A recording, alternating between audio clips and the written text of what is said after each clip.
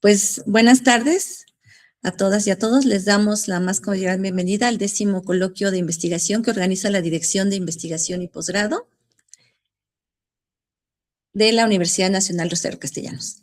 Mi nombre es Martina Ramírez Chávez y seré quien moderará esta mesa titulada Primera Infancia, Lengua e Identidad Cultural, perteneciente al programa de la especialidad en Estrategias Pedagógicas para la Educación Intercultural, EAPI. Esta mesa está conformada por 2 docentes comentaristas, a quienes tengo el honor de presentar. La doctora Lorena Córdoba Hernández es doctora en Antropología y miembro del Sistema Nacional de Investigadoras e Investigadores de SECT-CITI. Sus investigaciones se centran en políticas públicas de cultura, políticas lingüísticas, análisis del discurso, educación intercultural, multiliteracidad y lenguas indígenas. La doctora Marta Morales González es PhD en Estudios Antropológicos, especialista en Educación, Interculturalidad Crítica, Estudios decoloniales y Defensa del Territorio. Su trabajo analiza las estructuras de organización comunitaria y el desarrollo de pedagogías decoloniales. Cuenta con trayectoria docente en posgrado y experiencia en traducción especializada en español y náhuatl. Además de las comentaristas, dentro de la mesa se encuentran estudiantes que presentan sus avances de trabajo terminal, que en un momento presentaré. La dinámica del trabajo es que cada estudiante tiene un máximo de 10 minutos para realizar la presentación de sus avances de investigación. Una vez que terminen, las y los comentaristas tendrán 10 minutos cada uno para realizar la retroalimentación que consideren pertinente. Les recuerdo que no hay réplica por parte de las personas estudiantes y que la retroalimentación la deben revisar, analizar y considerar con sus respectivos docentes o directores del trabajo terminal. Iniciamos la mesa de trabajo con la presentación de Beatriz Gil Ramírez, quien presentará su trabajo titulado La enseñanza de valores interculturales como herramienta de prevención de la discriminación en la primera infancia. Adelante, por favor, Beatriz. Muchas gracias. Pues bueno, me presento, mi nombre es Beatriz Gil y mi directora de trabajo terminal es la doctora Beatriz Yanela Ábalos Macías y mi comité asesor está integrado por la maestra Mónica Dávila y postdoctoral María Laura Serrano Santos.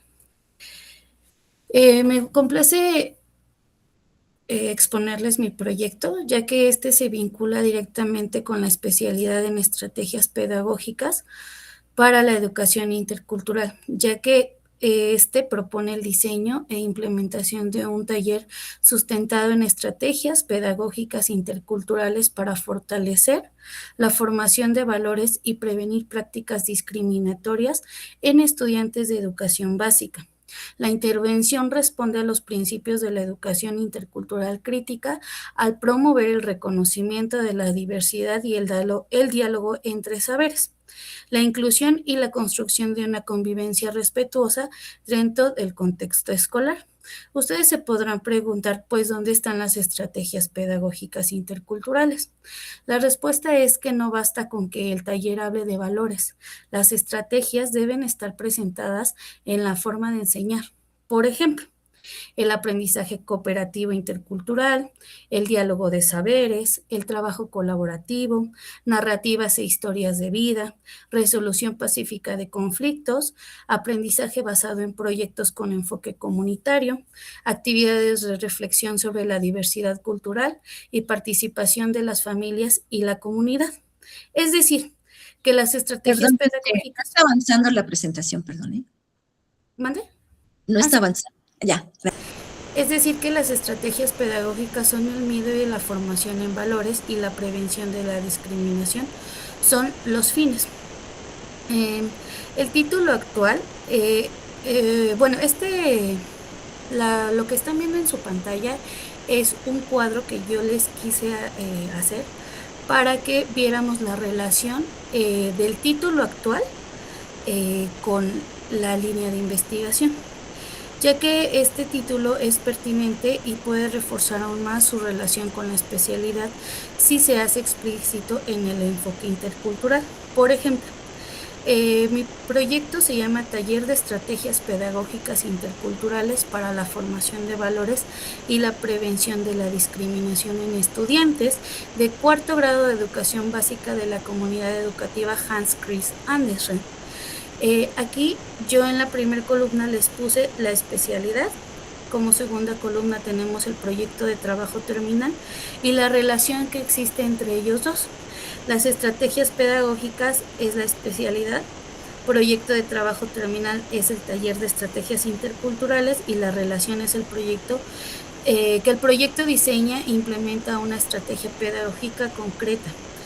Y pues es un taller que promueve el reconocimiento, el respeto y la valoración de la diversidad cultural. La discriminación es una problemática que la educación intercultural busca transformar mediante procesos educativos. La especialidad forma profesionales capaces de intervenir en contextos educativos reales, como lo hacen en la escuela. La propuesta parte de un diagnóstico del contexto escolar y responde a necesidades específicas de esta comunidad. Los valores como el respeto, la empatía y la inclusión fortalecen la convivencia desde una perspectiva intercultural. Con esta redacción desde el título, me queda claro que el eje central es el diseño e implementación de estrategias pedagógicas interculturales, que es precisamente el campo de formación en la escuela. Esto lo hace más evidente la correspondencia entre el proyecto y la especialidad. El punto de partida de este proyecto fue la realización de un diagnóstico contextual. ¿Me ayudas a la siguiente diapositiva? Ok. Es un diagnóstico contextual y pedagógico, el cual pues me permitió conocer las características del grupo y comprender la dinámica de convivencia que se presentaba en el aula. La investigación se desarrolló con un grupo de 15 estudiantes de cuarto grado de la comunidad educativa Hans Christian Andersen, una escuela ubicada en Huixquilucan, Estado de México. Durante el diagnóstico identifiqué pues que el grupo es diverso en cuanto a sus contextos familiares, culturales y religiosos. No hablan ninguna lengua. Sin embargo, esa diversidad que yo identifiqué no siempre era reconocida como una fortaleza. A través de esta observación detecté conductas de discriminación, burlas y exclusión relacionadas con el nivel socioeconómico, la apariencia física y las condiciones familiares, así como dificultades para trabajar de manera colaborativa y resolver conflictos de forma pues pacífica y respetuosa. Estos hallazgos evidenciaron la necesidad de diseñar esa intervención desde la educación intercultural. Por ello, propongo que el taller de estrategias pedagógicas promueva el respeto a la diversidad, la empatía, la inclusión y la formación de valores. Aquí en esta diapositiva les presento lo que es la problemática identificada, el impacto y la necesidad de intervención. Les comentaba que el propósito es fortalecer la convivencia escolar y prevenir prácticas de discriminación desde el contexto cotidiano de los estudiantes. ¿Por qué? Bueno, ustedes posiblemente se pregunten por qué el diagnóstico podría justificar la intervención. Pues ya que esta intervención no surge de una idea general, sino de una necesidad que ya se detectó con el contexto escolar, el diagnóstico me permitió identificar esas problemáticas concretas de convivencia y discriminación, por lo que el taller creo yo que responde directamente a esas necesidades mediante esas estrategias pedagógicas interculturales, asegurando que la propuesta sea pertinente, contextualizada y coherente con los principios de la especialidad en estrategias pedagógicas. Mi pregunta de investigación es cómo contribuye la implementación de un taller basado en estrategias interculturales y aprendizaje cooperativo a la formación en valores y la prevención de la discriminación en estudiantes de cuarto grado de la educación básica comunidad Hans Christian Andersen. Esta pregunta de investigación surge desde la necesidad que identifiqué durante el diagnóstico del grupo.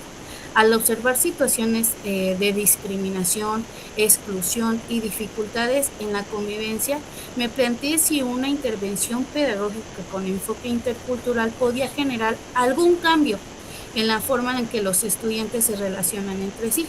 Por ello, formulé esa pregunta. Con esta pregunta busqué analizar de qué manera una propuesta pedagógica fundamentada en la educación intercultural y el aprendizaje cooperativo va a favorecer el desarrollo de valores como el respeto, la empatía, la inclusión y la solidaridad, además de disminuir prácticas de discriminación dentro del aula. En otras palabras, mi interés fue comprobar si una intervención contextualizada y diseñada desde las estrategias pedagógicas interculturales podía favorecer la convivencia escolar y generar relaciones más respetuosas entre los estudiantes. Siguiente diapositiva, por favor. La investigación se justifica porque responde a una necesidad real que ya se identificó en el contexto escolar. En muchas ocasiones la escuela continúa reproduciendo formas de enseñanza que no reconocen plenamente esa diversidad de los estudiantes, lo que puede favorecer situaciones de discriminación y exclusión. Esta propuesta pues busca transformar esa realidad a través de un taller sustentado en referencias teóricas sólidas, en donde yo retomo a Paulo Freire, quien plantea que la educación debe formar personas críticas y comprometidas con la transformación de su realidad, a Catherine Walsh, quien propone una interculturalidad crítica basada en el reconocimiento y la valoración de la diversidad, a Aníbal Quijano, quien invita a cuestionar los saberes hegemónicos, y a Leigh Vygotsky, quien demuestra que el aprendizaje se construye mediante la interacción social y el trabajo colaborativo. Y pues obviamente finalmente en el enfoque cualitativo lo fundamento en Roberto Hernández Sampiere, ya que me permite comprender las experiencias y dinámicas de convivencia desde el contexto de los propios estudiantes. En conjunto, estos aportes respaldan una intervención que busca fortalecer los valores y prevenir la discriminación y promover una convivencia escolar más inclusiva. En la justificación... bueno, ¿te puedes regresar tantito a los objetivos? Ok. El objetivo general es implementar un taller de estrategias interculturales y aprendizaje cooperativo para fortalecer la formación en valores y prevenir prácticas discriminatorias en estudiantes de cuarto grado. Como objetivos específicos tengo diagnosticar la dinámica de convivencias del grupo, identificar manifestaciones de discriminación y exclusión, diseñar e implementar actividades con enfoques interculturales y cooperativos, promover el respeto, la reflexión crítica y la valoración de la diversidad, reconocer los saberes culturales de los estudiantes y evaluar el impacto del taller con la convivencia escolar. Siguiente, por favor. La justificación es por qué es importante esta investigación.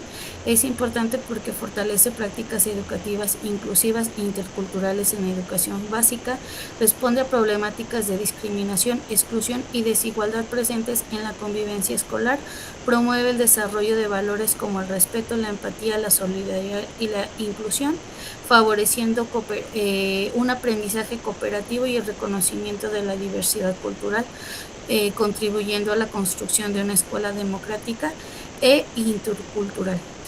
Le queda un minuto. Ok, siguiente, por favor.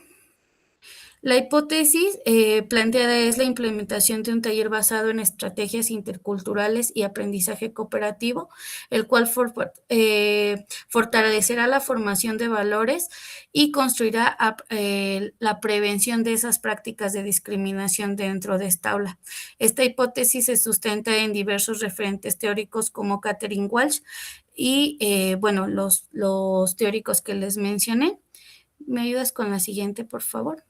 Bien, la estrategia de intervención es que para entender la problemática identificada en el diagnóstico diseñé este taller sustentado en dos estrategias principales: el aprendizaje cooperativo intercultural y la reflexión crítica. Elegí el aprendizaje cooperativo porque este permite que los estudiantes trabajen juntos, interactúen y compartan experiencias y aprendan a valorar las diferencias como una fortaleza, desarrollando habilidades con el respeto, la empatía, la comunicación y la colaboración.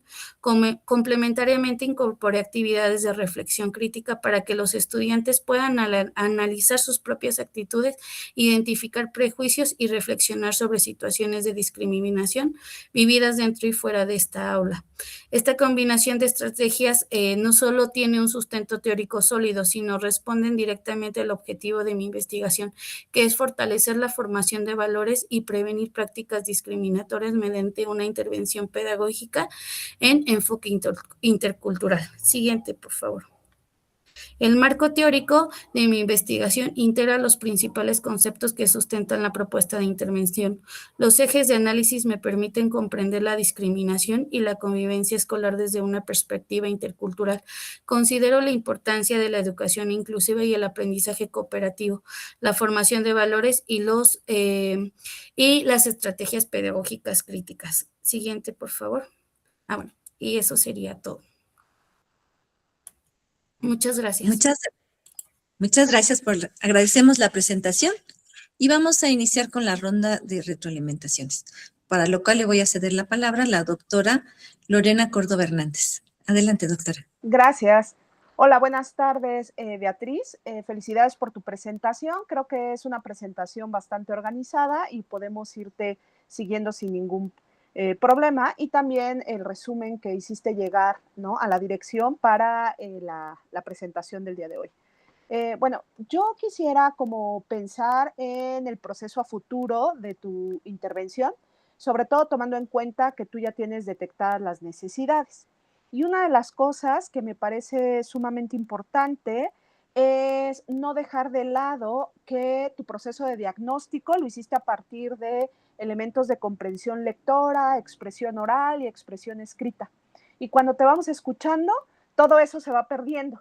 Es decir, se va solamente observando la cuestión de la discriminación, la exclusión, que se vuelve como un tema central, ¿no?, en tu trabajo, pero lo que generó el diagnóstico o desde donde se generó el diagnóstico, como estas áreas de oportunidad en la comprensión lectora o la cuestión de la expresión oral, etcétera, se quedan de lado. Y creo que una de las cosas que debe de ser súper importante es esta idea de que la reflexión crítica no solamente tiene que ser un tema de vamos a platicar sobre cómo te sientes, etcétera, sino que también tiene que ser parte del aprendizaje y fortalecer algunos elementos, ¿no?, que se puedan favorecer a partir de esa reflexión, y eso desde los métodos más narrativos, ¿no?, autobiográficos, etcétera, creo que son importantes, ¿no? Por ejemplo, quienes trabajamos literacidad, hablamos de la literacidad crítica, y en la literacidad crítica hay muchas metodologías de intervención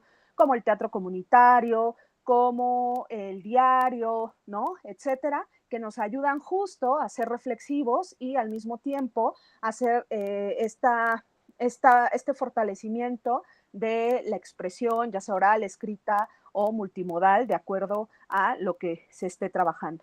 También en la parte de tu marco teórico, creo que estás muy, ¿cómo diré? Estás muy del lado de la cuestión intercultural, ¿no?, crítica, la colonialidad, etcétera, y lo cual me parece bien, pero dejas de lado justo la discusión de qué estás entendiendo por discriminación, qué estás entendiendo por exclusión. Y hoy por hoy hay colegas que nos dicen que, bueno, la discriminación no es solo étnica, ¿no?, sino pasa por varios elementos. Entonces, habría que hacer en tu marco teórico también un espacio para eso, o sea, porque la colonialidad no es una metodología, ¿no?, que te pueda ayudar después a sacar los conceptos, sino más bien es un foco con el cual tú quieres, ¿no?, acercarte a esos otros saberes, a esas otras realidades, a esas realidades invisibilizadas. Entonces, o sea, esta perspectiva teórica. Entonces, hace falta también que tú puedas observar y reflexionar sobre qué estás haciendo o qué estás entendiendo por discriminación y exclusión, porque después hablas de valores interculturales.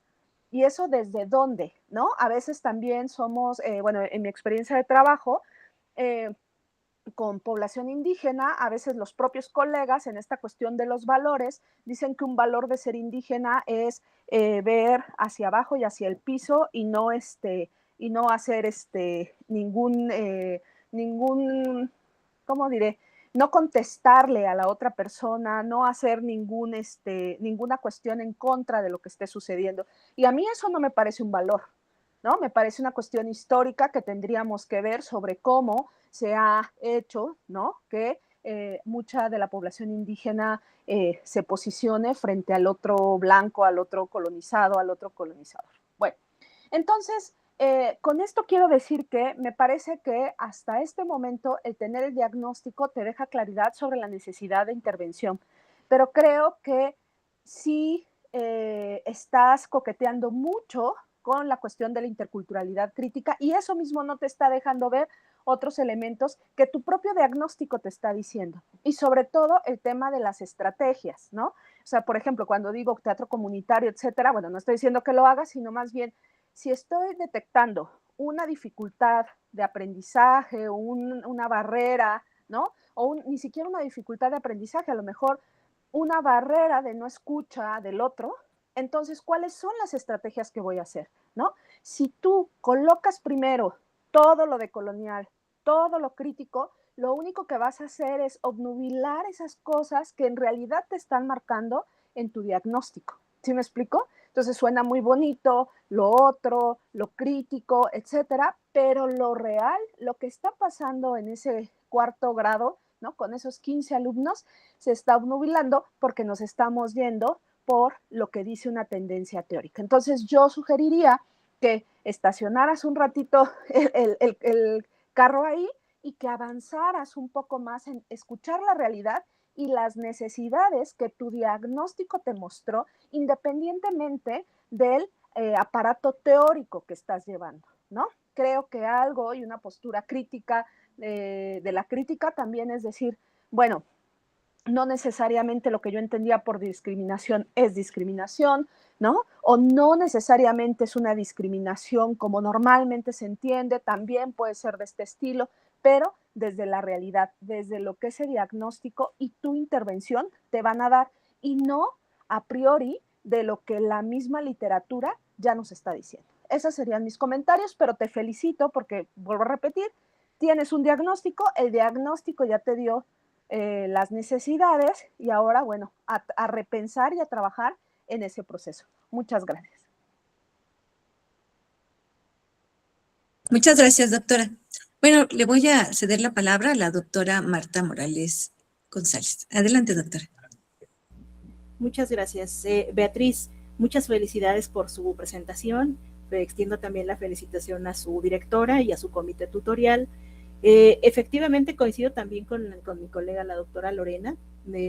Su presentación nos ha llevado de la mano y bueno, de hecho, había algunos comentarios que yo iba a hacer a partir del resumen que nos envió, que precisamente con esta presentación ya quedan subsanados, digamos. El primero era el aspecto del título, que bueno, usted mencionaba la primera infancia, y ya ahora veo que ya lo tiene, ya digamos desde su título ya está hablando del cuarto grado de la primaria Christian Andersen. Eso creo que era de las primeras cosas que le iba a mencionar. Qué bueno que ya lo tienen resuelto. Y bueno, en general, lo que nos ha presentado me parece un gran avance, pero bueno, también aquí hay una cuestión que justamente ya la doctora Córdoba lo mencionaba, ¿no? De repente no se entiende por qué habla usted de las estrategias para la lectura, y luego sale esto de la cuestión de la discriminación, lo cual no significa que esté mal, ¿no? Finalmente, pues a veces eso sucede, ¿no? Dentro del proceso de investigación, llegamos buscando una cosa y encontramos muchísimas otras, ¿no? Lo que ha faltado, creo yo, es precisamente articular esta cuestión. La doctora le mencionaba acerca de buscar estrategias, por ejemplo, las estrategias narrativas, sí, coincido también. Ahora, bueno, yo pensaba en la reflexividad. Hay un concepto que a mí me gusta mucho de Elena Caicedo, que ella habla de las experiencias límite, ¿no? Precisamente pensando en estos puntos nodales donde llegamos a un pico y de repente algo nos hace cambiar y ver la mirada bueno, no es que voltemos a ver a otra cosa, sino que seguimos viendo el mismo fenómeno, pero con otros ojos, unos ojos críticos, efectivamente. Tal vez eso podría ayudar para que usted se inserte también dentro de la narrativa, dentro de su investigación, especialmente si estamos hablando de talleres, si estamos hablando de un trabajo muy cercano con los estudiantes.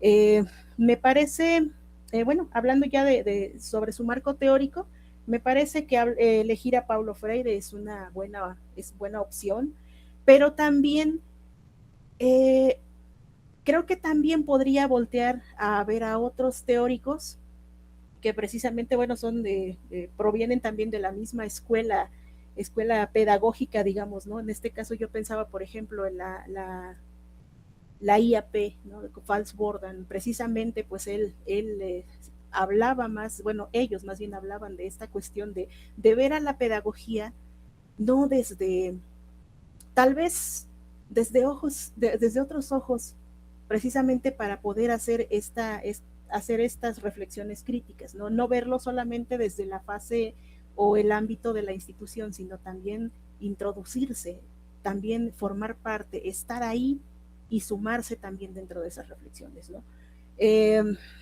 También otra de las cosas es precisamente, bueno, no repetiré lo que ya le mencionó mi colega, pero me parece pertinente también mencionar esto, que hay que, precisamente si lo que usted busca es la reflexión crítica, la interculturalidad crítica, hay que salirnos un poco de los conceptos y hay que, insisto, incorpórese usted también dentro de esta narrativa. Yo pensaría, por ejemplo, de qué manera la atraviesa usted ese tema, ¿no? De la cuestión de la discriminación, de la exclusión por los aspectos que ya usted nos mencionó. ¿De qué manera la atraviesa usted, ¿no? ¿Ha estado usted en esas situaciones? ¿Y qué fue lo que la llevó a darse cuenta de que en ese grupo escolar estaban sucediendo estas situaciones que nos describe ahora? Al final del día, si a usted le atrajo la atención estos hallazgos, es por algo, es porque le resuena en algo a usted. Entonces, eso creo que sería muy valioso que usted lo pueda llevar, trasladarlo dentro de su investigación e insertarse también usted y explicarnos desde qué locus de enunciación usted nos habla. Porque nos queda claro que no es solamente una observadora externa, está usted ahí, solo le falta explicitarlo. Y en la medida que usted lo haga explícito, se dará cuenta que estos conceptos que solamente nos los están mencionando desde la teoría van a empezar a cobrar sentido y justamente a comenzar usted misma a reflexionar y cuestionar esos mismos conceptos que, ¿por qué no decirlo? Que tal vez estén de moda, pero que realmente de lo que se trata, y ahí es donde entran la ecología de los saberes de Boaventura de Sosa Santos, de lo que se trata es no quedarnos solamente con ellos y con esas definiciones, porque no son definiciones acabadas, eso es lo que plantea la colonialidad del saber, bueno, la descolonialidad. Entonces, creo que eso va a ser muy valioso y de mucho aporte a su trabajo. Bueno, nada más, muchas felicidades nuevamente. Muchas gracias. Gracias, doctora. Muchas gracias, Betty. Bueno, pues vamos a dar paso a el siguiente trabajo que nos va a presentar Erika Saldívar Monroy, quien presentará su trabajo titulado Aprendiendo la lengua de mis padres, fortalecimiento lingüístico y cultural de las infancias otomís en la Ciudad de México. Bueno, pues ya se está proyectando. Y pues adelante, se está cargando.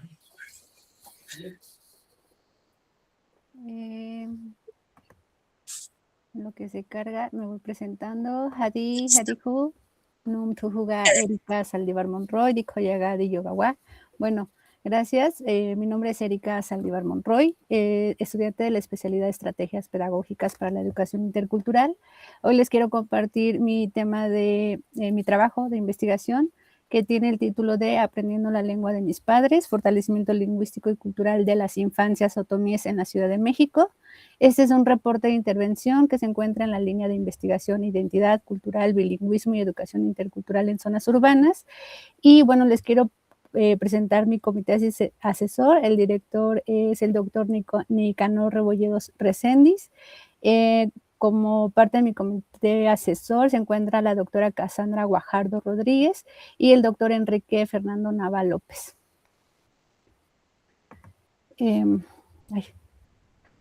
Quisiera compartirles un poco sobre el contexto en la introducción de con el grupo con el que voy a trabajar. Bueno, es el pueblo otomí de Santiago Mexquititlán, Querétaro, que se encuentra hoy residiendo en la Ciudad de México hace más de 40 años, en la zona centro, en la colonia Roma, tal cual. Y bueno, gracias a estas, desde esta migración se pudo consolidar redes migratorias, a través de la vivienda, escuela y trabajo, es decir, que la población en la Ciudad de México se encuentra y como comunidad relacionándose a través de estos espacios. Y bueno, la migración, las movilidades migratorias, lo que ha provocado es una reconfiguración social y cultural del pueblo en la ciudad. Esto, pues, trae como consecuencia la pérdida, el desplazamiento o la resignificación de la cultura, de la identidad y de la lengua. Esto lo voy a separar un poquito porque se percibe mucho más con los adultos, que se puede dar una resignificación cultural, se mantiene, pero con las infancias indígenas, que es con el grupo con el que voy a trabajar, pues justamente surge una problemática. La migración, la integración y la adaptación a la ciudad hegemónica trae como consecuencia el desplazamiento y la pérdida lingüística y cultural. En la ciudad, esto por dos razones. Una es por la adaptación inmediata a los espacios socioculturales, pero principalmente a la escuela. La otra es que es una generación naciente, es la cuarta generación del pueblo otomí en la Ciudad de México, pero es la primera generación naciente y justo también, tal vez influenciado por eso, se da la enseñanza de la lengua del español como primera lengua y no la lengua originaria. Entonces, justamente ese es mi punto de partida. Bueno, la justificación para este trabajo justamente propone que debido al acceso o a la apropiación del espacio educativo y al gozo de la educación escolar, pues justamente los padres de familia y abuelos han decidido no transmitir la lengua para que tengan una accesibilidad inmediata, una integración y una adaptación rápida también. Con ello también se busca prevenir la discriminación, la exclusión y la invisibilidad, violencias que han enfrentado la mayoría de la población otomí en la Ciudad de México a lo largo del tiempo desde su llegada a la Ciudad de México. Sin embargo, y pese a ello, pues las infancias indígenas median sus relaciones e interacciones escolares y sociales, no solo a través del ser y hacer, lo hacen también desde el entendimiento, comprensión, ordenamiento del mundo en sus dos lenguas y realidades. Su lengua materna, que es el español, que permite el aprendizaje de conocimientos para el crecimiento social y cognitivo, y la lengua originaria de sus padres y abuelos, lengua que asumen como propia debido al seno familiar al que pertenecen, pero también por el conocimiento de algunas palabras o frases que pueden entender, que relacionan, significan con la historia, el territorio en cuanto al pueblo, aunque no sea el lugar de origen, la identidad de la cultura a la que pertenecen. Entonces, de ahí parte una necesidad que es justamente crear estrategias para fomentar el uso y el aprendizaje de la lengua otomí, garantizando la educación intercultural bilingüe en espacios comunitarios, también reconociendo y dignificando, valorando los saberes, conocimientos y representaciones culturales propios. La población con la que se va a trabajar va a ser con infancias indígenas otomís bilingües de 7 a 12 años, nacientes en la ciudad, hijas e hijos de familias migrantes, pertenecientes al pueblo de Santiago Mexquititlán, Querétaro, y que actualmente se encuentran residiendo en la ciudad. El objetivo es diseñar e implementar estrategias de enseñanza y aprendizaje no escolarizados para el fortalecimiento de la identidad lingüística y cultural de las infancias indígenas. Aquí me gustaría compartirles un poco que mi título como mi trabajo cambió debido a que en un primer momento pensaba trabajar en el espacio educativo en donde asisten las infancias. Sin embargo, no se tuvo acceso a este espacio, por lo tanto se vio como una posibilidad más que como una negativa de buscar espacios estratégicos de enseñanza y así también justamente apropiarnos y quizás contrastar un poquito con la educación tradicional, validar los conocimientos desde otros espacios y a partir de otras estrategias. Y en este caso serían un punto donde las infancias socializan, que es principalmente en su centro de trabajo, en el Paseo de la Reforma, en Insurgentes. Bueno, dentro de los objetivos específicos se encuentran 4. Uno es identificar en el caso de las infancias las dificultades o no de aprendizaje de una segunda lengua. 2, identificar el valor e importancia de nuevos conocimientos adquiridos en una segunda lengua. 3, elaborar material didáctico para un aprendizaje significativo. Y 4, validar los conocimientos generados desde las infancias indígenas. Para el marco teórico se va a sustentar de un enfoque que es el enfoque intercultural crítico, con autores como Welsh, como Tubino, la educación intercultural con autores como Dietz, Walsh o Bertel. También voy a trabajar con el concepto de bilingüismo, entendiendo que justamente llegar a una ciudad es tener que aprender una lengua dominante, entonces evidentemente se va a dar procesos en donde se interrumpa la enseñanza y el aprendizaje y el uso de la lengua propia, pero también podríamos como justamente entender que se atraviesa de maneras diferentes porque puede haber justamente un uso de la lengua de ambas, del español como del otomí, pero también a veces existe el desplazamiento total, o en este caso, con las infancias existe esta parte que se conoce como bilingüismo incipiente, ya que solo reconocen algunas palabras o frases, pero que bien sí la significan y la relacionan con su identidad. También debido a que se pretende enseñar el otomí, no solo el uso, sino la escritura y la lectura, pues justamente vamos a abordar también sobre políticas lingüísticas, enfocándonos en los derechos de los pueblos indígenas, pero también esta idea de cómo los derechos también pueden ser y partirse desde los propios hablantes, ¿no? Que es generar enseñanza y con estrategias propias. Para la metodología, bueno, para alcanzar estos objetivos se va a realizar un estudio etnográfico en donde las entrevistas, la observación participante, la investigación-acción nos permitirá tener un acercamiento significativo con las infancias y sus familias. 2, las actividades están pensadas y diseñadas bajo el enfoque intercultural y la pedagogía crítica, por lo que se propone trabajar desde el aprendizaje situado, saberes, conocimientos y significados de historias propias. Para la escritura y la lectura de la lengua se retomarán los conocimientos sistemáticos previamente trabajados. Y bueno, me gustaría compartirle un poquito de los avances que he tenido. En esta tuve 2 intervenciones. Una es que a partir de las entrevistas pude obtener un diagnóstico sociolingüístico, identificando el uso de la lengua originaria en contextos y relaciones privadas, el nivel de dominio de la lengua originaria por parte de las infancias, que es bilingüismo incipiente, comprenden, escuchan y entienden algunas palabras, pero no la hablan tal cual. Bueno, también se realizó un mapa comunitario, esto porque existe una necesidad de saber o de identificar qué prácticas, las relaciones o los espacios, elementos culturales pueden identificar las infancias y relacionarlas con el pueblo, aunque estén en la Ciudad de México. Para esto,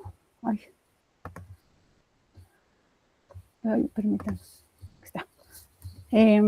Bueno, eso me dio a realizar una planeación de intervención educativa desde un enfoque intercultural y bueno, se pretende reconocer y validar los conocimientos propios, es decir, que vamos a quiero tratar de empoderar la lengua, ¿no? A lo largo de la historia hemos sabido que las lenguas a veces no son reconocidas como lenguas, sino como dialectos, tienen una carga despectiva y justamente porque se creía que no tenía un sistema de escritura. Entonces voy a trabajar un poquito con eso, voy a compartir el alfabeto otomí, sus grafías y sus fonemas, esto con la intención de que las infancias puedan reconocer que también el otomí como el español que conocen tienen sus alfabetos y sus escrituras propias para tener una lectura y una escritura. Entonces, creo que es una forma de empoderar Y bueno, también a partir del diálogo de saberes se pretende recuperar la historia a través, bueno, la historia de las narrativas, de la memoria colectiva, de las personas que nos encontramos aquí en la Ciudad de México y que quizás no hemos interrumpido con nuestros lazos con el pueblo. Entonces sería interesante poder transmitirle a las infancias todas estas historias. También como estrategias pedagógicas, personalmente yo apuesto mucho por la música, por los cuentos y por el juego, donde quizás a través de los memoramas, lotería, sopa de letras, podamos compartir justamente el otomí con ellas de manera ahí como de la mano, la lectura y la escritura de las mismas, y esas serían las estrategias de enseñanza, ¿no? El juego, la música, en donde todos conozcamos a través de campos semánticos cómo se dicen ciertas cosas en otomí, pero todo esto lo vamos a hacer desde socializar con el entorno, que es lo primero que atendemos, que es lo que hay en nuestro espacio directo, pues justamente el reconocimiento de la familia, el reconocimiento de los alimentos, esa es la dinámica, y la otra es que también a través de la música, aquí está una canción que traduje del español al otomí, pues reconocer los días de la semana, ¿no? Todo esto desde en la lengua otomí. Y bueno, también se propone que a lo largo de la actividad las infancias desarrollen otros trabajos didácticos justamente para que ellos mismos enseñen y aprendan, ¿no? Aprendan ellos y enseñen al mismo tiempo a otras infancias o a sus padres cómo se dice, pero también cómo se escribe y se lee en otomí. Y bueno, esto creo que es todo. Shirikadimodi. Muchas gracias. Muchas gracias, Erika. Bueno, vamos a continuar con la ronda de retroalimentaciones, para lo cual le vamos a pedir a la doctora Lorena Córdoba Hernández que inicie con la misma. Adelante, doctora. Muchas gracias, Erika, muchas gracias, doctora. Bueno, felicidades, creo que es un trabajo muy valioso, sobre todo tomando en cuenta el contexto en el que se va a desarrollar, ¿no? Y que a veces esos contextos son muy difíciles de intervenir, porque es más fácil intervenir siempre en un aula donde los jóvenes, los niños, las infancias, etcétera, están en el salón de clases, ¿no? Y ya están ahí, o sea, ya están ahí reunidos para hacer diferentes actividades. Y en tu caso creo que es todo un acierto el hacer cuestiones educativas no institucionalizadas, digamos, ¿no? O sea, que están más allá de las aulas. Creo que eso ya lo hace en sí mismo crítico, ¿no? En ese sentido. Y me gustaría hacer algunas anotaciones, no solamente sobre tu marco teórico, en términos de que con esto que voy a decir ahora modifiques todo, sino más bien en términos procesuales.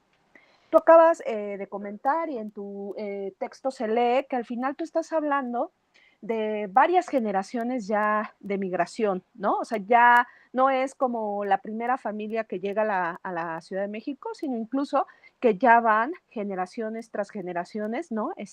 Migrando a la ciudad por diferentes motivos.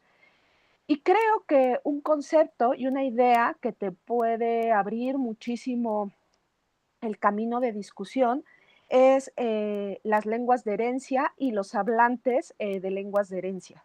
Es decir, estos tipos de hablantes que entienden pero no lo hablan, pero que al mismo tiempo quieren recuperar algunas cosas o que conocen mucho sobre la cultura a pesar de estar fuera del contexto comunitario original, etcétera. Creo que un concepto de ese tipo te ayudaría a problematizar otros elementos que están ahí circulando en el contexto que es en el que estás trabajando.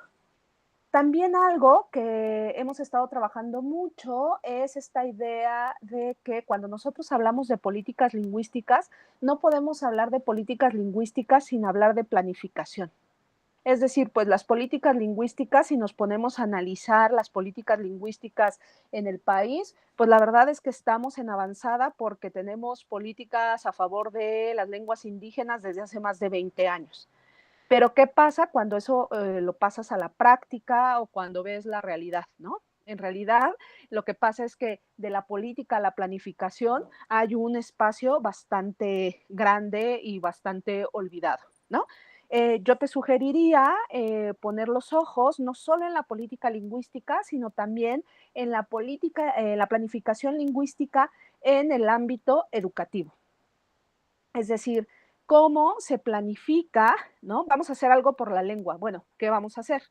Y en ese sentido, desde la planificación, ¿qué puedo hacer con los recursos que tengo y con la situación en la que estoy interviniendo? ¿Sí? Entonces, la planificación lingüística, creo, en el ámbito educativo, por la naturaleza del programa, creo que te podría ayudar. Pero al mismo tiempo, cuando leemos, ¿no?, tu propuesta, en realidad parece ser que lo que se va a lograr es como empezar a animar, empezar a promover en ese grupo la lengua y el uso de la lengua. Entonces, probablemente no te dé tiempo de planificar como tal una cuestión educativa, pero sí a lo mejor hacer una propuesta de planificación del estatus de la lengua, que ese es otro nivel, planificación del estatus. A lo mejor eso sí vas a lograr hacer, que las cosas se empiecen a mover, que lo que parecía que estaba ahí dormido empiece a tener vida. En ese sentido, también sugeriría que repienses un poco esto que llamas estrategias pedagógicas críticas, ¿sí? Porque en realidad lo que tú estás proponiendo es algo que está más que hecho, o sea, hacer memoramas, loterías, etcétera, es lo que todos los profes hacen, ¿no? Que tiene valor, sí, pero que requiere mucho trabajo, que en términos didácticos se va muy rápido, o sea, juegan un ratito los niños y después ya hay que pasar con otra cosa porque la cuestión divertida se acaba muy pronto, pero que además, ¿no?, es una cuestión un poco adaptada, digamos, de las lógicas que ya escolares y de otro tipo de usos en otras lenguas. En ese sentido, yo entendería por estrategias pedagógicas críticas, como tú lo llamas, todos esos esfuerzos por documentar, reproducir, replicar estrategias que vengan desde el otomí al español. Es decir, que los mismos niños nos cuenten qué están haciendo en sus casas, qué juegan en sus casas, y eso traerlo para acá. El memorama, la lotería, bueno, en el contexto donde yo trabajo, trae hasta problemas, así, pero en verdad problemas entre profesores, activistas, etcétera, porque lo que más les interesa es que se imprima su memorama y que se les respete su derecho de autor. Ya si los niños lo ocupan, si no lo ocupan, si didácticamente sirve, créeme que ese es el segundo o tercer nivel de importancia, o sea, no interesa, ¿sí? Entonces, creo que tú nos puedes dar en ese contexto tan rico en el que estás y en el que puedes trabajar de manera muy emergente, creo que podrías apostar por también traer esas estrategias pedagógicas críticas desde la lógica de los propios niños y las familias con las que estás trabajando o las infancias como tú lo llamas, pero desde el otomí al español. Para mí eso sería una apuesta a la decolonialidad, sería en verdad una apuesta a la cuestión crítica. Lo otro no es que no lo sea, pero creo que es algo que como que no, o sea, que ya hay evidencia que no da tampoco muchos frutos, ¿no? Entonces creo que puedes experimentar junto con las infancias, junto con las familias, cosas muy, muy, muy interesantes. Y por último, creo que en términos de bilingüismo podrías hablar de tipos de bilingüismo, o sea, no hay un solo bilingüismo, hay tipos de bilingüismo y sobre todo algo que nos interesa mucho en estos contextos justo para saber cómo trabajar son los tipos de hablantes. Es decir, si yo estoy frente a infancias que en realidad lo único que necesitan es aprender a escribir, porque ya hablan en todos momentos, en todos sus espacios de uso la lengua, pues vámonos a escribir. Pero si estoy trabajando con infancias que se saben una que otra palabra, pues enseñarlos a escribir otomí, no sé qué tanto les ayude a aprender la lengua y no sea también una reproducción que nosotros estamos haciendo de lo que entendemos por escuela y de lo que a nosotros nos enseñaron cuando nos alfabetizaron en español.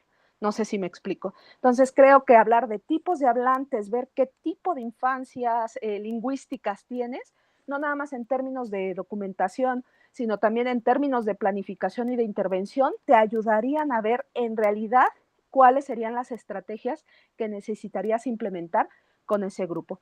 Felicidades y estoy segura que va a ser un trabajo muy exitoso. Muchas gracias, doctora Lorena. Bueno, le vamos a ceder la palabra a la doctora Marta Morales González. Adelante, doctora. Gracias, doctora. Erika, muchas felicidades. Bueno, su proyecto, de su proyecto destaco que es muy sobresaliente la pertinencia territorial y política que está planteando. Y bueno, incluso también el hecho de trasladarlo hacia un ámbito no de educación no oficial, me parece también la parte más valiosa de su trabajo. Sin embargo, también coincido con la doctora Córdoba. El hecho de que no esté situándolo directamente en una escuela, pues eso precisamente da los motivos para poder cuestionar, criticar la política, sí, la política lingüística, no lo decía la doctora, pero concretamente aquello que atañe a la política educativa, porque se dice, ¿no?, que somos un país muy avanzado en estrategias en política educativa intercultural, pero lo cierto es que una cosa es lo que dice el documento y otra muy distinta es cómo lo llevamos a cabo dentro de las aulas, ¿no? Si incluso entre el mismo subsistema de educación indígena que se supone que debería de estar atendiendo estos procesos, a veces no lo llevan a cabo, entonces imaginémonos lo que sucede en las escuelas que no son de corte, no son de educación indígena, cuanti más en aquellas que se ubican dentro de las grandes ciudades, ¿no? Llamémoslo de esa manera. Y bueno, justamente se trata de ir, ¿cómo podríamos decirlo? Bueno, me parece también una estrategia muy valiosa que usted esté trabajando directamente con las familias, con los niños, pero también un punto muy importante es ver qué tanto retomaré un concepto que mencionábamos en la presentación anterior, qué tanto de valores otomís, digámoslo de esa manera, existen todavía dentro de esas familias y dentro de esos niños, ¿no? Y bueno, porque usted misma lo dice, no se trata o sea, son familias que ya tienen mucho tiempo ahí, ¿no? Son generaciones ya que llevan rato ahí en la ciudad y que, bueno, de alguna manera, pues, quiérase o no, quizás haya aspectos que se van perdiendo, usted misma lo decía, bueno, hablábamos solamente de la lengua, pero yo creo que no solamente la lengua, ¿no? Hay aspectos que se irán perdiendo y otros quizás que tal vez por una u otra cosa se retomen, no lo sabemos. Pero me hacía mucho ruido cuando escuchaba su intervención la llamada educación comunitaria, ¿no? La educación comunitaria que surge a raíz del concepto de comunalidad, ¿no?, de Floriberto Díaz, de Jaime Martínez Luna, que si bien creo que a veces se malinterpreta este concepto de educación comunitaria o de la comunalidad en el ámbito de la educación, a veces se piensa que solamente aplica para los pueblos, ¿no? Los pueblos indígenas, ¿no? A veces se piensa que solamente allá, por ejemplo en Oaxaca o en algún pueblo de la Huasteca Veracruzana está sucediendo y aquellas familias que se fueron a Monterrey o a la Ciudad de México ya no lo tienen. Pero esto es algo totalmente sesgado, ¿no? O sea, pienso, por ejemplo, poniéndole como ejemplo las familias nahuas, ¿no? Las familias de la región de la Huasteca.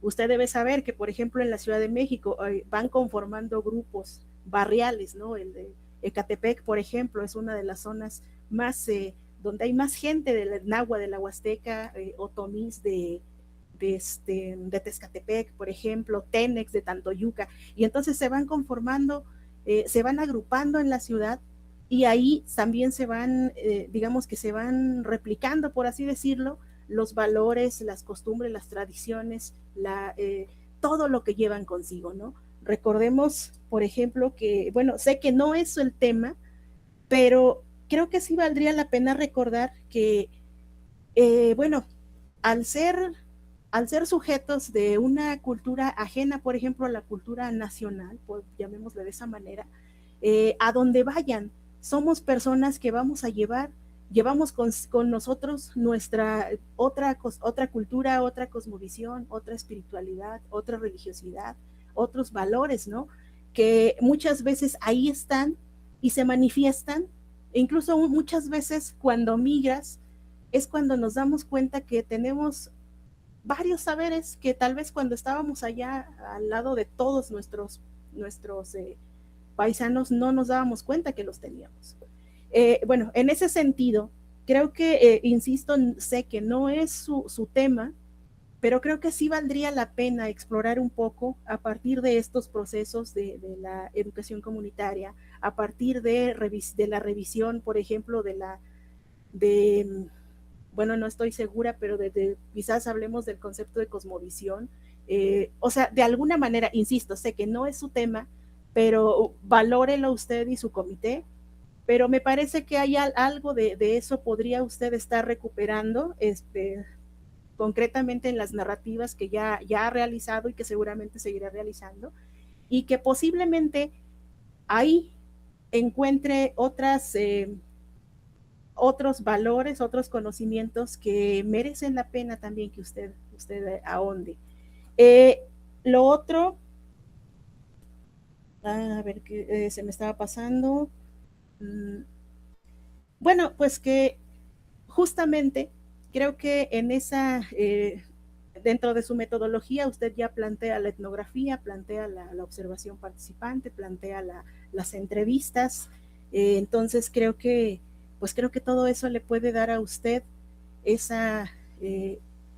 eso que ya está ahí tal vez a la mano, pero que aún no se hace visible, ¿no? Entonces creo que tal vez entrarle un poco a estos explorar un poco la cosmovisión, la educación comunitaria, podría tal vez ayudar a que no es que tenga nuevos hallazgos, sino que esos hallazgos que ya va adquiriendo se traduzcan en algo que realmente pueda hablarse de una educación fuera de las aulas, ¿no? Coincido también con la doctora Lorena en que a veces se piensa que solo por no hacer las acciones dentro del aula ya no es, o sea, bueno, a lo que voy es que debemos tener mucho cuidado de no replicar lo mismo que está haciendo la escuela, porque recuerde usted que muchos dentro de la historia de la castellanización, pues fue así como se fueron utilizando estos materiales, ¿no? Entonces,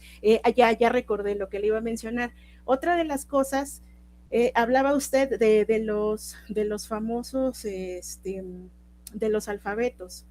También hay que recordar que muchas veces esos alfabetos no son creados por la gente, ¿no? O sea, bueno, entiendo que ellos, como un primer acercamiento, pues es llevarles y mostrarles que miren, se escriben, también tienen grafías, tienen características, etcétera, etcétera.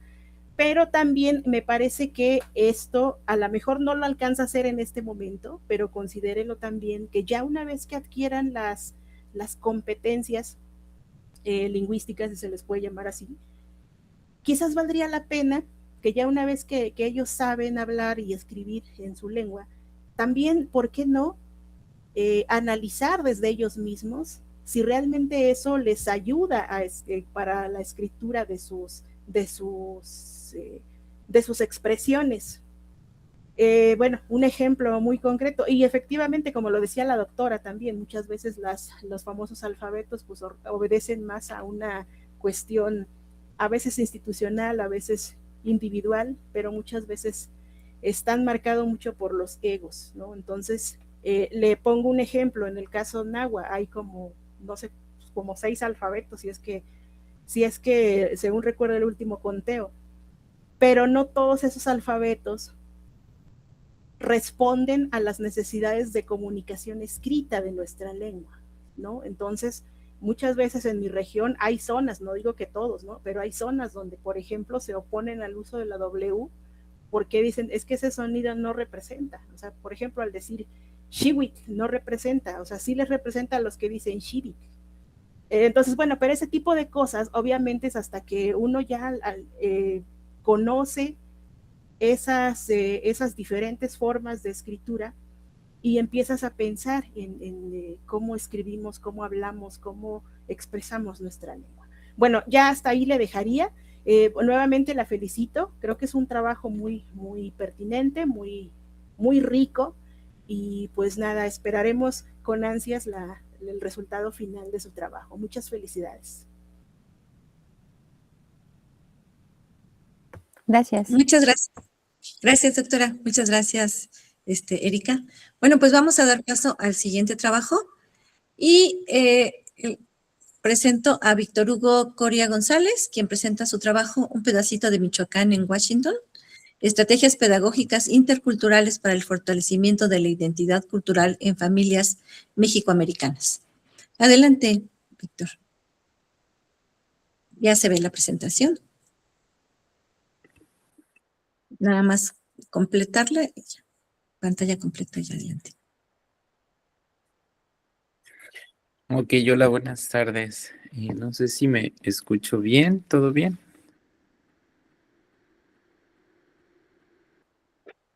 ¿Sí me escucho? Sí, perfecto. Ya se veía la presentación. Ya no dejó de compartirla. Perdón. Ya se veía. Ok, Y sí se escucha perfecto. ok, Adelante. gracias. Bueno, pues platicarles un poquito sobre mi proyecto. Este proyecto está diseñado por parte de una organización, en este caso, a ver, es que le doy compartir. Ok, creo que sí avanza, Ya ¿verdad? se ve.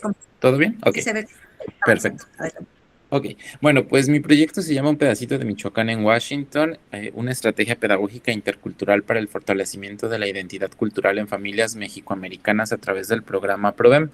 Esto quiere decir que está inserto dentro de un programa que intenta fomentar un poco sobre la cultura mexicana en comunidades de Estados Unidos. Mi asesora es la maestra Mónica Dávila Ollervides y mi comité está conformado por la doctora Beatriz Ábalos Macías y la doctora Concepción Chávez Romo. Y bueno, un poquito sobre el contexto de donde me tocó pues venir. De hecho, actualmente ahorita me encuentro justamente saliendo de la escuela. Ya esta es mi tercera semana acá en Washington. Y pues bueno, estoy en el valle de Skagit, donde pues bueno, es una comunidad agrícola que se encuentra al noreste del Pacífico con una alta presencia de familias mexicanas. En el estado de Washington hay más de 280,000 personas de origen hispano o latino que viven en el estado. Específicamente, yo estoy ahorita en el distrito de Mount Vernon, donde el 58.1% de los alumnos, pues igual también tienen un origen hispano. De ahí, el 47.8% de los estudiantes son elegibles para alimentación gratuita o a precio reducido. Y principalmente de los estados, aunque me he encontrado también con alumnos en este proyecto que estoy realizando, son de Oaxaca, de Michoacán, Guerrero. También he encontrado alumnos de Tijuana, Zacatecas, también alumnos que no solo son de México, sino también de Guatemala, aunque en su mayoría son, en este orden, son más de Oaxaca, de Michoacán y de Guerrero. Y bueno, pues el problema pedagógico yo lo encuentro que, bueno, la escuela pues culturalmente ha sido históricamente un espacio de homogeneización cultural, donde los estudiantes migrantes pues viven procesos de pérdida de la identidad, lo que Valenzuela lo llama como asimilación sustractiva, donde poco a poco las personas van perdiendo como esta parte de sus raíces, ¿no? Y bueno, Provem, que es una institución de gobierno de México, pues busca atender esta brecha enviando docentes mexicanos a comunidades mexicoamericanas a Estados Unidos. Y bueno, pues yo quise aprovechar esta experiencia, esta oportunidad que tengo actualmente para poder sistematizar mi práctica pedagógica y poderla de alguna manera pues presentar como parte de mi proyecto para poderme titular.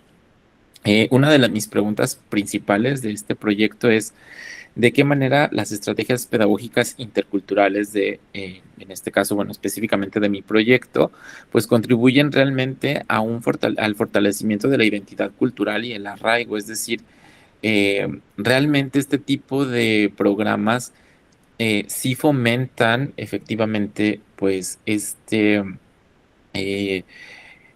identidad cultural o definitivamente, pues, no lo hacen. Mi objetivo general es analizar y sistematizar las estrategias pedagógicas interculturales del proyecto, un pedacito de Michoacán, para comprender su incidencia en el fortalecimiento de la identidad cultural y el arraigo. Para ello, pues tengo mis objetivos secundarios, que es identificar los fundamentos teóricos que orientaron mi diseño pedagógico, describir y conocer pues el contexto sociocultural y migratorio de donde estoy actualmente trabajando, documentar los aprendizajes significativos y la identidad cultural observada, así como reflexionar el rol del docente como un mediador intercultural. Para ello, pues mi marco teórico me baso en 3 pilares fundamentales que tienen que ver con la interculturalidad crítica, el capital cultural y la pedagogía culturalmente relevante. De estos 3 autores principales, Walsh, Bourdieu y Ladson-Billings, que, bueno, pues como sabemos, pues estos conceptos son importantes o son esenciales para poder también nosotros pues sustentar el trabajo que estamos realizando. Para ello, yo, bueno, pues he hecho mi diseño metodológico en relación a un enfoque pues meramente cualitativo, el cual pues va a ser interpretativo, donde intento como capturar pues todo lo que va aconteciendo día con día, ¿no? A través de, bueno, aquí tengo mis instrumentos de recolección. En este caso, pues hablaré de un estudio de caso único, porque pues es esta experiencia que actualmente yo estoy viviendo. Y pues en cuanto a la metodología, será una metodología narrativo-biográfica, porque bueno, pues en mi caso, pues estaré yo, bueno, de hecho ya lo estoy haciendo, día con día, pues llevo un diario reflexivo en donde esta experiencia dura 20 días de intercambio. Bueno, dura más, pero son 20 días de actividades con los alumnos, donde también tenemos la oportunidad de trabajar con madres y padres y bueno, también espero realizar talleres con ellos, donde también pueda como obtener información a través de entrevistas. Se hará pues un análisis documental de toda la información que iré vaciando. Bueno, las planeaciones, esas pues se trabajajaron desde el mes de febrero hasta antes de venirme. Estuvimos trabajando toda la parte de la planeación de estas 20 actividades que se iban a realizar durante el verano. Se realizó ya una evaluación diagnóstica y se espera realizar una evaluación también final, donde también, pues bueno, haré mis notas de observación participante y bueno, también utilizaré pues registros fotográficos y audiovisuales. Un poco sobre el proyecto, bueno, pues mi proyecto, pues se está actualmente ejecutando en la ciudad de Mount Vernon, en el distrito escolar, dentro del intercambio binacional de Provem 2026. Es un curso de verano intercultural diseñado para implementar la cultura mexicana a través de diferentes estados. Debo mencionar que no estoy participando solo, sino que también hay presencia de otros 3 estados más, que es el estado de Oaxaca, Zacatecas y Tabasco. Tenemos más de 180 alumnos, desde estudiantes de preescolar, primaria y secundaria, donde se espera que participen decenas de familias dentro de los talleres. Los talleres se realizan, de hecho, mañana será nuestro primer taller. Mañana tendremos pues este taller que vamos a realizar. En mi caso, de Michoacán, yo realizaría un proyecto con Chuspata, que es de la región Purépecha. Y bueno, pues somos, bueno, como aquí les mencionaba, somos 4 facilitadores mexicanos. Yo me estoy centrando más en el proyecto de mi estado, que es el estado de Michoacán, porque es el proyecto del cual yo puedo hablar. Más sin embargo, pues no puedo hablar del proyecto de mis otros 3 compañeros, aunque de alguna manera pues también hemos contribuido y hemos trabajado de manera conjunta para la realización de este proyecto total. Y bueno, pues el proyecto consiste en 20 días, son 4 semanas, no, son 5 semanas, perdón, 5 semanas trabajándose de lunes a jueves. Y la última semana tenemos la semana de la clausura y una actividad de cierre. Y el proyecto total son 6 semanas. La primera semana fue la semana de adaptación y la de parte de la decoración de las aulas y tomar también las capacitaciones necesarias para atender a las necesidades específicas de la escuela, específicamente aquí en Estados Unidos. Y bueno, finalmente los 4 ejes pedagógicos por los que se rige este proyecto, pues es el orgullo cultural, no verlo como lástima, la parte de la identidad bicultural como parte específica de ambas culturas, y de que no es que estén peleadas, sino que pueden ambas coexistir. Y la flexibilidad también, como la parte de la flexibilidad lingüística y el trabajo artesanal, ya que al término de cada actividad o sí, del proyecto, se pretende que los alumnos también realicen parte de las artesanías que se hacen en México, y que ellos puedan conocer un poco también sobre lo que se hace y se difunde en nuestro país. Muchos de los alumnos nunca han estado en México, muchos son nacidos en Estados Unidos, y pues no sé, pienso, les he llegado a preguntar, por ejemplo, como cuándo es el Día de Muertos, como festividades que solemos tener como a lo mejor muy presentes nosotros en nuestro país, y ellos, no sé, me contestaban como mayo, junio, no tenían como mucha claridad en cuándo se celebran como estas festividades. Entonces, bueno, gracias.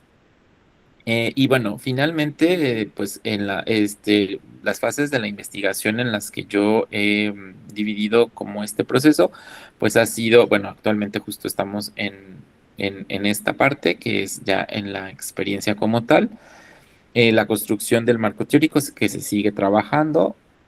Y bueno, pues el análisis y la interpretación narrativa será parte de lo que, pues día con día, con mi diario de campo que estoy haciendo, y de lo que estoy como, pues, construyendo, pues haré como toda esta parte, ¿no? Ya de la interpretación y del análisis de toda la información que he recabado de las entrevistas, de los padres, etcétera. Y finalmente, pues, escribir, ¿no? Escribir el informe, escribir las conclusiones, etcétera. Y pues bueno, termino con esta frase que dice: un espacio donde la cultura es celebrada y no corregida. Sistematizar esta experiencia es documentar un puente entre identidades, no un instrumento de asimilación forzada, sino un modelo pedagógico transferible. Y bueno, pues de mi parte, pues es todo. Muchas gracias. Agradecemos la presentación y vamos a empezar con la ronda de retroalimentaciones, para lo cual le voy a pedir a la doctora Lorena Córdoba Hernández que inicie con la misma. Adelante, doctora. Gracias. Muchas felicidades, Víctor Hugo. Me parece un proyecto que es sumamente importante en un contexto migratorio tan importante que tenemos de México hacia Estados Unidos y de varias generaciones, ¿no? Atrás no es nuevo. Un poco más bien haciendo alusión, no tanto al tema de la recolección de datos, porque eso ya está en proceso, ¿no? Porque tu propia estancia ya lo requiere, ¿no? Y eso, bueno, hay que documentarlo, ya después veremos para qué sirve. Yo un poco, más bien, lo que quisiera es que pudieras revisar literatura, ya a tu regreso, sobre programas de lenguaje dual, ¿sí? Y también me gustaría que, por favor, pudieras revisar los trabajos de Ofelia García y de Maite Sánchez, porque en esos trabajos se documenta justo estas ideas de qué hacer con estudiantes en otros contextos, ¿no? En Estados Unidos, qué hacer con estudiantes que, bueno, tienen esta cuestión transnacional, que no solamente se enfrentan a una nueva cultura en términos materiales, también se presenta la cuestión lingüística, ¿no? Español, inglés, pero además también a veces una cuestión indígena, ¿no? Lo que las colegas de los programas de lenguaje dual nos han comentado, por ejemplo, en el caso de Texas y California, es que normalmente ellas pensaban que, por ejemplo, relevar la fiesta de Día de Muertos, ¿no? Como un poquito al estilo Coco, era como, en la película Coco, era como reconocer la cultura de los estudiantes. Pero, pues resulta que en un salón de clases tienen estudiantes latinos, posiblemente todos mexicanos, pero resulta que algunos son de origen purépecha, otros de origen mixteco, otros de origen náhuatl, pero también maya, quiché, guatemaltecos, etcétera. Entonces, que en realidad no bastaba con solamente reconocer una de las tantas formas de reproducir la cultura y de fortalecer los procesos identitarios y las festividades, sino que había que un poquito escarbar más, ¿no? En la naturaleza de estos grupos. En ese sentido, creo que lo que va a ser súper interesante en tu trabajo y en tu documentación que hagas de este proceso es también contarnos un poco la naturaleza de estos grupos, porque normalmente, pues el background que tienen es bien diverso, ¿no? O sea, va a ser muy difícil que solamente sean mexicanos de una sola región, ¿no? O mexicanos con una forma, ¿no? De promover su cultura. Pienso, por ejemplo, nosotros aquí, yo vivo en Oaxaca, igual que en Michoacán, celebramos muchísimo el Día de Muertos, ¿no? Porque además turísticamente es importante. Pero, por ejemplo, en el caso de Chiapas, donde también he trabajado, pues el Día de Muertos, o al menos en la zona de Chiapas donde yo trabajo, el Día de Muertos pasa desapercibido y tienen otras festividades, ¿no? Entonces creo que también este diálogo intercultural, esta forma de reconocer estas identidades, también es diversificar lo que nosotros también pensamos que son esas tradiciones o esos valores culturales o interculturales, como le llamamos, dentro de esta diversidad. Entonces, más bien yo te invitaría en este momento, sobre todo porque tú ya estás en el lugar, a todavía abrir más los ojos así a 360 grados, ¿no? Si se puede, porque creo que lo que tú vas a estar es viendo algo diverso, pero que dentro tiene más diversidad y más complejidad. Esto nos ayudaría mucho a nosotros porque también se cree que, y trabajando con colegas de estos programas, ellas creen que cuando vienen, por ejemplo, en el caso de Oaxaca, cuando vienen a Oaxaca van a encontrar la cultura viva, ¿no? Y se dan cuenta que no, que por ejemplo la cuestión lingüística por ejemplo, de lenguas indígenas, pues ya no está vivo. O sea, que entran al salón de clases y ya no está vivo. Incluso han encontrado que las familias que están en Chicago, etcétera, ¿no? A veces reproducen más, ¿no? Su lengua indígena, etcétera, que lo que se reproduce aquí. Entonces también creo que abrir eso nos ayudaría a desmitificar muchas situaciones educativas, lingüísticas. Esto no quiere decir que uno no reconozca las condiciones de desigualdad y de injusticia epistémica en la que puedan estar estos grupos o estos niños. Tú lo dices y lo documentas bien en tu trabajo. Dices, a veces para algunos es la primera vez que tienen un contexto de esta naturaleza donde se reconoce algún elemento de su lugar de origen, ¿no? Pero al mismo tiempo, cómo esto puede ayudar, ¿no? A detectar, y creo que ahí viene tu propuesta, ¿no? Ya después de que analices, a detectar estas diversidades y reconocer estas diversidades que son tan amplias en esos contextos que a veces son tan pequeños, ¿no? Entonces creo que más bien en este momento tienes el reto de una documentación muy amplia y que tú mismo no caigas en algunos prejuicios que luego todos caemos, ¿no? Por ejemplo, las maestras decían, vamos a hablar de personajes famosos mexicanos, y sus personajes famosos mexicanos era Frida Kahlo, no sé, algún héroe de la independencia, algún cantante, ¿no? Etcétera. Y uno decía, bueno, o sea, sí son famosos, pero no es que nos representen, ¿no? O que México tiene varias regiones que tienen sus propios héroes, sus propias representaciones, ¿no? Entonces, que tú puedas ir documentando eso, creo que nos ayudaría mucho porque además estás en un contexto ideal, ¿no? No todos podemos ir a documentar eso. Tú ya lo estás documentando, entonces ahora cuéntanos, pero al mismo tiempo proponnos cómo podríamos acercarnos a esas realidades. Y por último, ya para cerrar, sobre todo tu trabajo es súper fundamental por esta cuestión de la migración de retorno, ¿no?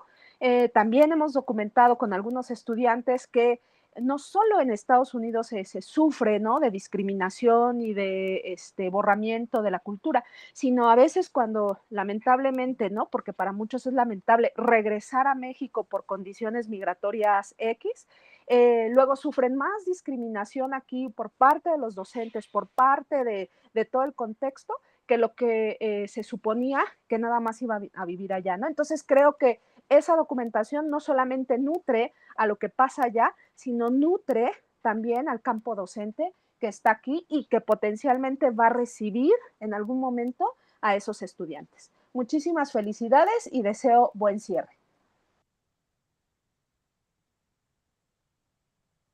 Muchas gracias, doctora. Bueno, le voy a ceder la palabra a la doctora Marta Morales González. Adelante, doctora. Muchas gracias. Víctor Hugo, muchas felicidades por su trabajo. Coincido también en que es muy importante y pues sobre todo tiene esta posibilidad de documentar muchísimas cosas, ¿no?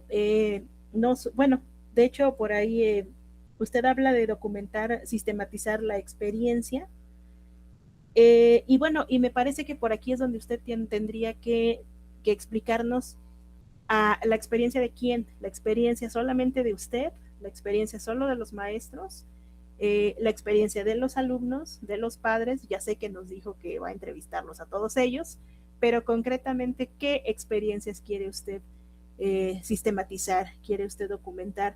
Creo que eso es importante que lo tenga claro. Bueno, pues ya se encuentra ahí, ya ha recabado muchísima información seguramente, que bueno, pues eso nunca está de más, ¿no? Sino al contrario, le va a permitir poder analizar con mayor detenimiento, ¿no? Pero sí creo que sería importante clarificar qué experiencias de quién, sobre qué, con relación a qué, ¿no? Creo que eso sería también muy fundamental. Ya la doctora le ha dado varios ejes, ¿no? Que usted puede analizar. Bueno, no me voy a meter mucho en ese ámbito, ya ella le explicó todo, ¿no? Pero sí me parece también muy pertinente, creo yo, que usted clarifique en primer lugar eso, y desde luego también revisar la bibliografía. Ya la doctora también le recomendó algunos, y sobre todo el no dar por hecho varias situaciones, ¿no? Creo que eso es algo muy importante que tenemos que trascender para pues justamente no llegar y cometer el error de obtener datos que ya por sí mismos tal vez podrían llevar sesgo, ¿no? Efectivamente también coincido en que se vuelve un entorno muy diverso, tal vez un poco, hasta por qué no decirlo, complicado, ¿no? Ya usted nos cuenta que no solamente hay familias mexicanas, ¿no? Y aún si fueran todas mexicanas, pues volvemos a lo mismo, ¿no? Cada región es todo un universo, ¿no? E incluso a veces entre las mismas poblaciones hoy día, ¿no? Ya retomando el ejemplo del Día de Muertos, habrá comunidades, incluso lugares en donde en determinado sitio ya no se practican tales cosas y en otros lugares sí. Entonces, yo creo que, bueno, ya usted incluso lo tiene claro, el recabar las historias, tal vez hacer dialogar, tal vez dialogar más con las familias, con los niños, con todos esos actores, quizás también brindarían más información y especialmente el saber cómo se configuran esas familias, ¿no? Hablemos de tradiciones, hablemos de valores, hablemos de conocimientos, tal vez, qué es lo que tienen esas familias. Bueno, sé que no es el tema desde luego, ¿no? Pero creo que a veces eso nos puede dar también datos que pues finalmente sirven para la sistematización que usted pretende realizar, ¿no? No tengo más comentarios al respecto, muchas felicidades por este trabajo y bueno, pues estaremos atentos a la conclusión del mismo. Felicidades otra vez. Muchas gracias, doctora. Muchas gracias, Víctor. Bueno, pues vamos a pasar a la siguiente estudiante, que es Alejandra Genoveva Sandoval Rangel, que presenta su trabajo titulado Importancia de la educación integral en la primera infancia, aplicación en un CENDI de la Alcaldía Venustiano Carranza en 2020. Adelante, Alejandra. Gracias, buenas tardes. Voy a compartir mi pantalla. Gracias.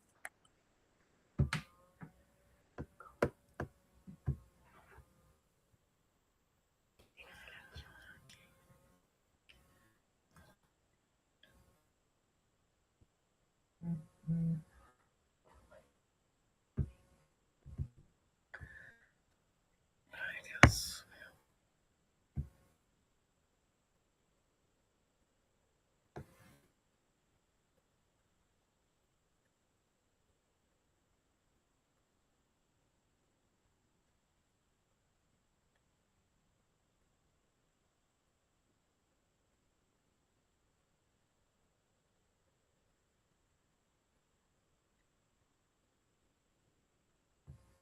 ¿Se puede ver mi diapositiva? Está compartiendo, pero todavía no la presentación. ¿No se ve? No, la presentación no. Su pantalla ya la está compartiendo. Vemos aquí su carpeta. La presentación. Selecciónela y amplíela para presentarla.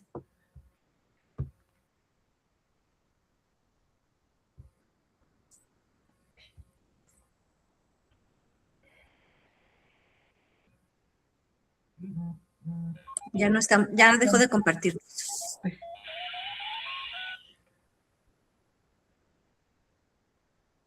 Ya se ve su presentación. Gracias. Si la puede ampliar, o bueno, si no, a ver si sí avanza. ¿Sí la pudo ampliar? Sí, a ver acá. ¿Así? No, que solo presente una diapositiva. Diapositiva por diapositiva. Ese ciérrelo. Ahí cierre, hasta abajo. Cerrar. Okay, sí.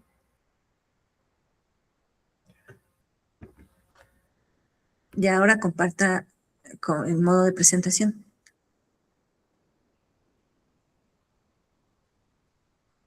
Hasta abajo, le decía, en el icono de PowerPoint. O el otro más grande, cualquiera de los dos, la amplía. Que siga, el que sigue, ahí. ¿Ahí? Sí. Ya, y ahora sí presenta pantalla completa. Y con las flechitas va avanzando. Ok, sí, muchas gracias. Bueno, yo saludo y les doy las gracias a mis profesores que se encuentran presentes y a mis compañeros. Yo soy Alejandra Genoveva Sandoval Rangel, del programa de posgrado de atención educativa a la primera infancia. Mi trabajo se llama Importancia de la educación integral en la primera infancia, con aplicación en un centro de desarrollo infantil, el CENDI, un CENDI de la alcaldía de Venustiano Carranza. Mi comité de asesor está conformado por el maestro Ociel Adame Briceño, la maestra Nubia Ramos y la doctora Mireya Ramírez Ballesteros.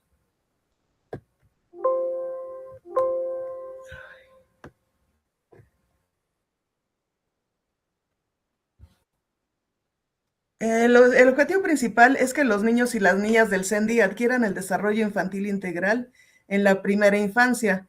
Es decir, que la mayor importancia que yo quiero llevar a los niños y a las niñas es que todos tengan la misma oportunidad de aprendizaje. Como objetivos secundarios, tengo el de identificar a los niños y a las niñas que requieren apoyo en las áreas del lenguaje socioemocional y motor. Para realizar esto, necesito hacer unas adecuaciones pertinentes a las actividades pedagógicas que nos van a llevar a este resultado.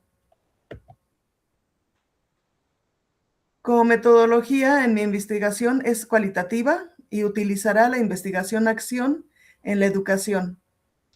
Actualmente en el CENDI, los proyectos de aprendizaje se sustentan en lo establecido en la nueva escuela mexicana, con metodologías como de aprendizajes basados en proyectos comunitarios, aprendizajes basados en indagación, aprendizajes basados en problemas y aprendizajes de servicios, así como pude tomar en cuenta el bienestar, algunos estándares educativos que son la dimensión del bienestar, que propone educación, cuidados de las familias, salud, nutrición y vínculos con los cuidados principales, además del estándar del bienestar y convivencia, donde se trata de apoyar con la familia docente a los niños y a las niñas, practicando valores y realizando ambientes cariñosos, que esto va a generar en los niños que tengan seguridad y puedan resolver problemas que día a día se le presenten. Construcción del programa. Mi grupo en segundo grado está integrado por 12 alumnos, 6 niños y 6 niñas. Realicé mis proyectos y actividades pedagógicas que tenía planeadas durante 30 días para determinar quiénes son los niños y las niñas que requieren más apoyo docente en determinadas áreas. Doy inicio al proyecto en febrero del 2025, utilizando la prueba de screening que se encuentra dentro del inventario de desarrollo Batel, en la cual se realizan una serie de evaluaciones que ayudan a identificar las habilidades y o dificultades que presentan los niños y las niñas de nivel preescolar. Observando y llevando a cabo un registro de desarrollo de las adecuaciones de las actividades diarias durante 10 a 30 minutos diarios en un lapso de 30 días. Realizando estas observaciones, pudimos identificar qué niños son los que en determinadas áreas como la socioemocional, del lenguaje o motriz, son los que requieren un apoyo docente extra.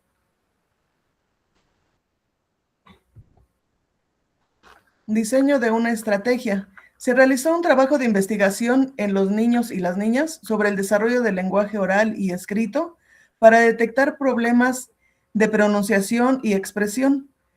También el desarrollo socioemocional para observar cómo se relacionan con sus compañeros y el control de las emociones, así como también el área de las habilidades en el desarrollo de motricidad fina y gruesa en nivel preescolar en un CENDI de la alcaldía Venustiano Carranza. Posteriormente se elaboró una evaluación para saber cuáles niños de mi grupo de segundo grado requieren de apoyo en el desarrollo del lenguaje socioemocional y motor con ayuda del inventario de desarrollo Batel de la prueba Screening, recurriendo a la observación y herramientas como pictogramas, materiales de construcción, actividades pedagógicas y creación de ambientes propicios para el desarrollo. Después de las evaluaciones, se prosiguió a realizar actividades con los niños y los niños que requerían apoyo docente todos los días por 15 minutos durante 30 días. Después de estas actividades y con las sugerencias de la prueba screening, logramos hacer las siguientes identificaciones de niños. En el área del desarrollo del lenguaje, identificamos que la niña A y el niño B tienen 4 años, hablan pero no pronuncian bien las palabras y es difícil entenderles. Se planean estrategias y técnicas para fortalecer el desarrollo del lenguaje en los niños durante 30 días. En el desarrollo socioemocional, se identificó que los alumnos C y D no respetan indicaciones. Su comportamiento ha sido impulsivo. Se les habla sobre los valores y se realizan lecturas de cuentos que mencionan el comportamiento y las emociones. En el área del desarrollo motor, se identifica que el alumno E no sigue indicaciones, solo corre a cualquier lado, no le gusta colorear ni escribir, requiere de apoyo docente para realizar actividades que implican la motricidad fina y circuitos físicos para que realice sus actividades de motricidad gruesa. Este alumno no podía trabajar si no es con la docente a su lado. Cuando la docente no estaba a su lado, no quería trabajar. Resultados. Después de haber realizado las diferentes actividades y evaluaciones sobre el desarrollo de la forma del comportamiento de los niños y las niñas de segundo grado, se observó que los niños A, B, C y D lograron avance en las áreas mencionadas. En el área de lenguaje lograron pronunciar algunas palabras más y controlar, estar en proceso de controlar sus emociones. El niño durante 30 días obtuvo cambios significativos. En el ámbito del lenguaje logró pronunciar de manera adecuada las palabras que se le dificultaban. En el socioemocional logró poder expresar sus inquietudes, preocupaciones en su entorno familiar, como la relación con sus papás, mostrando la necesidad de atención y afecto, por lo que siempre buscaba un abrazo y compañía docente para sentir seguridad y los cuidados que necesita. Así llegamos a la conclusión de que el niño E le gusta aprender y le gusta participar en las actividades pedagógicas y físicas, aunque se encuentra en proceso de control de emociones, respeto de normas de convivencia, ya que tal vez no sean practicadas en su entorno familiar. Se encuentra muestras de afecto y apoyo en la escuela, lo que genera seguridad y alegría. Se le dará seguimiento. Además, tomamos en cuenta estas evaluaciones y resultados del niño E como un caso y el cual lo llevé con una bitácora de 30 días para seguir trabajando para que logre su aprendizaje integral. Muchas gracias. Agradecemos la presentación y vamos a comenzar con la ronda de retroalimentaciones, para lo cual le voy a igual invitar a la doctora Lorena Córdoba Hernández a que inicie con esta. Adelante, doctora. Gracias. Hola, Alejandra, buenas tardes. Bueno, yo tengo, por la naturaleza del documento que leí, tengo observaciones muy concretas y bueno, no tienes como posibilidad de réplica, pero creo que te lo dejo ahí y ya tú lo podrás reflexionar con tu comité. Leyendo el título, ¿no? Y después leyendo todo el documento, creo que se tiene que hacer un ajuste en los objetivos de tu trabajo. En mi opinión, en los objetivos específicos es de donde tú puedes reeditar el objetivo general de tu trabajo. Por ejemplo, tienes el objetivo específico de realizar adecuaciones, ¿no? Pedagógicas. Y también tienes el objetivo de identificar requerimientos. Y cuando presentas todos los resultados, etcétera, creo que más bien tu trabajo tiene que ver, o el objetivo de tu trabajo es identificar requerimientos para realizar adecuaciones en el desarrollo del lenguaje socioemocional y motor en los niños tal. Es decir, si bien a ti te interesa, ¿no?, el bienestar integral, ¿no?, ya todos eso nos interesa, ¿no?, al final de nuestra práctica docente o pedagógica, lo que es importante, creo, en este caso, es que tu objetivo en realidad nos esté diciendo cuáles eran las acciones que tú realizaste o que quieres realizar. Y por eso creo que el objetivo general necesita un ajuste, ¿no? También creo que una de las cosas que es importante no dejar de lado es que teóricamente o conceptualmente tú tienes elementos tanto del lenguaje como la cuestión motora y la cuestión socioemocional que nos tendrías que ir aclarando desde las perspectivas que tú vas siguiendo. Y también creo que explicar, metodológicamente hablando, la naturaleza o la fortaleza del instrumento que estás utilizando para diagnosticar, digamos, o identificar estos requerimientos. En ese sentido, creo que si tú sistemáticamente nos explicas en qué consiste el instrumento, no porque no sepamos en qué consiste, sino más bien la naturaleza del por qué sirve este instrumento para lo que tú quieres, ¿no? Y al mismo tiempo, en términos conceptuales, organizar lo que tenga que ver con el lenguaje, lo socioemocional y lo motor, te va a permitir identificar de mejor manera las adecuaciones que hiciste y sobre todo la incidencia de estas adecuaciones, ¿no? Si bien tú nos dices, bueno, con esto participaba más o con esto tenían mejor actitud, etcétera, pues bueno, eso no nos dice mucho, ¿no? Porque al final eso llega a ser un poco subjetivo y lo ideal es que cuando nosotros leamos tu trabajo final, probablemente yo me inspire en las adecuaciones que hiciste para ver si en mi contexto eso llega a ser igual o llega a ser diferente. Pero para eso necesito una buena sistematización. Creo que entonces lo que tú tienes que hacer es retomar los elementos del instrumento para ir decantando los resultados y que esos resultados no queden generalizables y a partir de eso mostrarnos las adecuaciones que fuiste haciendo y siendo un poco más fina o más específica, ¿no?, en la parte de la descripción, justo para imaginar de mejor manera, ¿no?, estas adecuaciones. Como decía, cada contexto va a ser distinto y a ti te puede funcionar algo que a mí no me va a funcionar, ¿no? Y a mí me va a funcionar algo que a ti a lo mejor no te va a funcionar.